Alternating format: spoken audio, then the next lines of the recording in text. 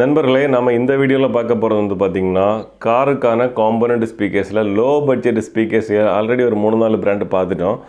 So அதுக்கு அடுத்தபடியாக கொஞ்சம் கூட ப்ரீமியமான அந்த லோ பட்ஜெட்லேயே கொஞ்சம் கூட ப்ரீமியமான ஒரு காம்பனண்ட் ஸ்பீக்கர்ஸ் தான் இந்த வீடியோவில் பார்க்குறோம். ஸோ இந்த பிராண்டோட பேர் வந்து ரேஸ்மார்க் அப்படிங்கிற பிராண்டில் வரக்கூடியது. இதான் ஊஃபர்ஸு சேம் இதே மாதிரி தான் இருக்கும். பார்க்கவே நல்ல ப்ரீமியமான லுக்கு தெரியுது பார்த்தீங்களா. ஸோ இதே ப்ரீமியமான லுக்கு ஸ்பீக்கர்ஸ்லையும் இருக்குது. அப்போ இந்த வீடியோவில் நாம் இந்த ஸ்பீக்கர்ஸ் பற்றி தான் பார்க்க போகிறோம். இந்த மாடல் காம்பனண்ட் ஸ்பீக்கர்ஸ் வந்து 4000 அந்த மாடல் ரேஞ்ச் வருது. இது கடைகளில் உங்களுக்கு மேபி 4500 கிடைக்கலாம், 5000 ரூபாய்க்கும் கிடைக்கலாம். ஸோ அது ஒவ்வொருத்தங்க அவங்களுடைய ஸ்டாக்கை பொறுத்து ரேட்டு சேல் பண்ணுவாங்க. நான் சொல்லக்கூடியது ஆவரேஜான ரேட்டு 4K 4000 அந்த ரேஞ்ச் வருது. பட் இதெல்லாம் வந்து பார்த்திங்கன்னா இந்த ஸ்பீக்கர்ஸ் எல்லாம் நம்ம JBL, இன்ஃபினிட்டி, இந்த மாதிரி சோனி, பயோனியர் இந்த மாதிரி என்ட்ரி லெவல் காம்பனண்ட் இருக்கு இல்லையா, பேஸ் மாடல் காம்பனண்ட்டு. ஸோ அந்த ஸ்பீக்கர்ஸு கூட கண்டிப்பாக ஈடு கொடுக்கும் இந்த மாதிரி ஸ்பீக்கர்ஸு. நார்மலாக எல்லோரும் சொல்லுவோம் JBLல இப்போ காம்பனண்ட் ஸ்பீக்கர்ஸ் போட்டோம்னு சொல்லிட்டு பேஸ் மாடல் காம்பனண்ட் ஸ்பீக்கர்ஸ் போடுவோம். ஸோ அது நீங்கள் யூஸ் பண்ணுறவங்களுக்கு தெரியும், அதோடய ஃபுல் ரேஞ்செல்லாம் வந்து பார்த்திங்கன்னா ஒரு கண்ட்ரோல் இல்லாமல் தான் இருந்துகிட்டு இருக்கும். ஸோ JBLலும் சரி, இன்ஃபினிட்டி, ஆல்ஃபா, எந்த மாதிரி பேசிக் மாடல் எல்லாமே அப்படி தான் இருக்கும். இந்த ஸ்பீக்கர்ஸோட ஸ்பெசிஃபிகேஷன் பார்த்தீங்கன்னா 6.2 இன்ச்சில் 2-வே காம்பனண்ட் செட்டு. இதோட இம்படன்ஸ் வந்து 4 ohms. இதோட சென்சிட்டிவிட்டி வந்து பார்த்தீங்கன்னா 88 decibel தான். அதுக்கப்புறம் இதோடைய டியூட்டர் வந்து சில்க் டோம் டியூட்டர் தான் கொடுத்துருக்காங்க. இதோடைய RMS வேல்யூ அங்கே மென்ஷன் பண்ணலை. மேக்ஸிமம் சப்போர்ட் பண்ணக்கூடிய வாட்ஸ் வந்து 400 வாட்ஸ் அப்படின்னு சொல்லிட்டு மென்ஷன் பண்ணியிருக்காங்க. பட் ஸ்பீக்கர்ஸில் RMS கொடுத்துருந்தாங்கன்னா நான் அந்த இடம் வர்றப்போ சொல்கிறேன், ஓகேங்களா. ஸோ வெளியில் பாக்ஸில் அவங்க கொடுக்கல. அப்போ இதை நான் ஓப்பன் பண்ணி காமிச்சு தரேன் எப்படி இருக்குது அப்படிங்கிறத பாருங்கள். நண்பர்களே, ஊஃபர் லோ ஃப்ரீக்வன்சியுடைய டிரைவர், அதான் இந்த காம்பனண்ட் ஸ்பீக்கரில் இதை நம்ம மிட் பாஸ் டிரைவர்னு கூட சொல்லலாம்.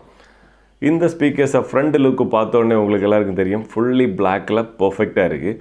ஸோ இந்த பேப்பர், இந்த கோன் பேப்பர் இருக்குது இல்லையா, இந்த பேப்பர் வந்து பார்த்திங்கன்னா ஒரு கார்பன் டெக்ஸ்டைடு மாதிரியே கொடுத்துருக்காங்க. பார்த்தோன்னே எல்லோரும் டக்குன்னு, நானே ஃபஸ்ட்டு கார்பன் டெக்ஸ்டைடில் கொடுத்துருக்காங்க அப்படின்னு தான் பார்த்தேன். அது கார்பன் டெக்ஸ்டைடில் கொடுத்துருக்காங்க, ஒரிஜினல் கார்பன் கிடையாது.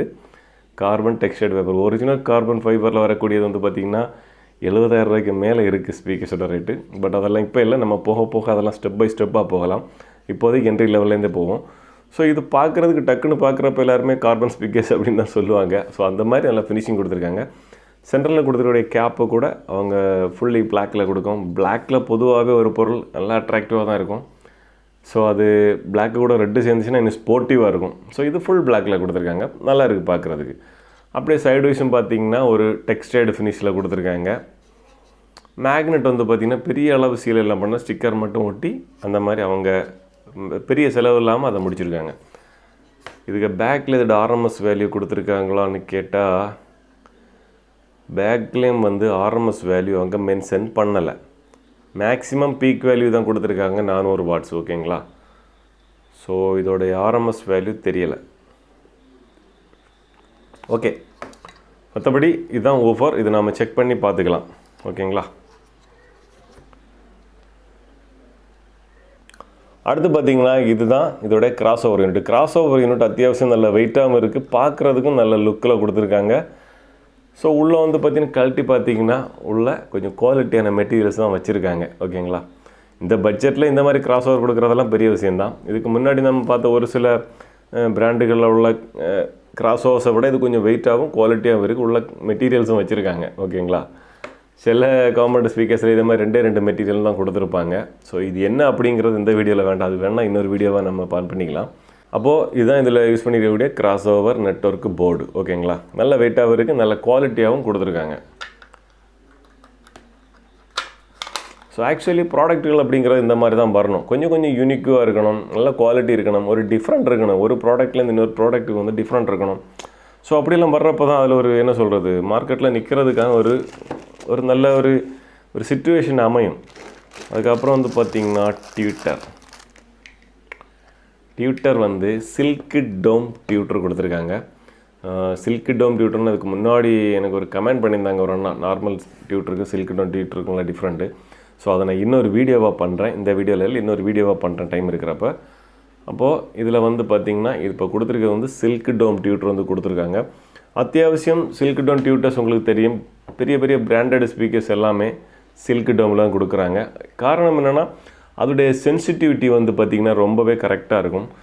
என்ன சொல்கிறது, லோ ஃப்ரீக்வன்சிலையும் ஹை ஃப்ரீக்வன்சிலையும் வந்து பார்த்திங்கன்னா லோ இன்புட்லேயும் ஹை லெவல் இன்புட்லேயும் ஸோ அப்படி சொன்னாலும் மாறிடுமா? வால்யூம் நம்ம கம்மியான வால்யூம் வச்சாலும் சரி, அதிகமான வால்யூம் வச்சாலும் சரி, ஸோ அதோட ரெஸ்பான்ஸ் வந்து பார்த்திங்கன்னா பர்ஃபெக்டாக இருக்கும் அப்படிங்கிறது தான் சில்க் டோம் டியூட்டர்ஸுடைய ஒரு பிரத்யேகதை, ஐ மீன் சிறப்பம்சம்.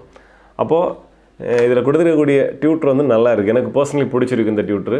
இதுக்கு முன்னாடி இருந்ததுலேயும் சோனி லெக்ஸ்லேயும் சில்க் டோம் தான். ஸோ இப்போ மோஸ்ட் இந்த மாதிரி காம்பனண்ட் ஸ்பீக்கர்ஸில் சில்க் டோம் தான் கொடுத்துருப்பாங்க. அதோட குவாலிட்டி எப்படி இருக்குன்றத நம்ம கேட்டு பார்த்துடலாம். ஓகேங்களா? To the city streets, we began to feel the fire. We rise like tall buildings as the chemicals they take us higher. Because you're trying things and they just want you to settle and do the right thing. So get a good job, don't slack off. Wake up every morning, make a good impression on your boss. Don't do anything that I wouldn't do. And when you're making money, make sure you don't spend it too soon. Fuck that, I'll do.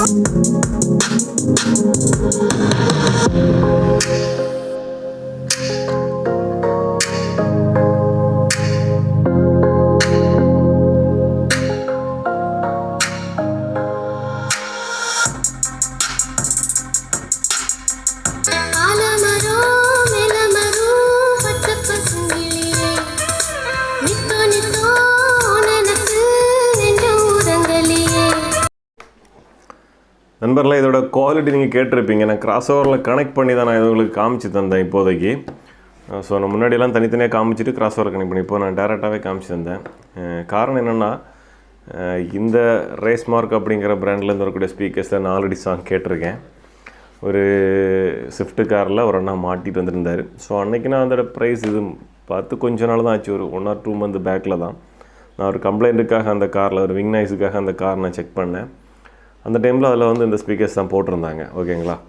So அப்போ நான் அவர்கிட்ட கேட்டேன், இந்த speakers நல்லா இருக்குண்ணா, என்ன பட்ஜெட்டுக்கு வாங்குனீங்க அப்படின்னு கேட்டேன். ஸோ அப்போ அவர் 6800க்கு வாங்கியிருந்ததாக சொன்னார்.